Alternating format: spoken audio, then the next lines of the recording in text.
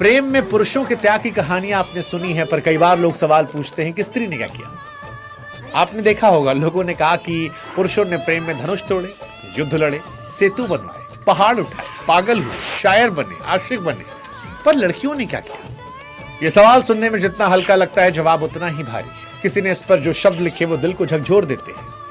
कहते हैं कि स्त्री ने सीता की तरह अग्नि परीक्षा दी, उर्मिला की तरह वर्षों का इंतजार सहा, अहिल्या की तरह पत्थर बनकर युगों का दर सहा, सावित्री की तरह यमराज तक से संघर्ष किया, राधा की तरह वियोग सहकर प्रेम को पूजा बनाया, रुक्मणी की तरह समर्पण किया, सती की तरह सब कुछ त्याग दिया, पार्वती की तरह तपस्या करके प्रेम को हासिल किया, द्रौपदी की तरह अपमान सहकर धर्म के साथ खड़ी रही, लक्ष्मी की तरह घर घर संभाला और अंत में हमें और आपको जन्म दिया। फिर भी अगर लोग पूछते हैं स्त्री ने क्या किया, तो फिर उनकी बुद्धि का भगवान ही मालिक है।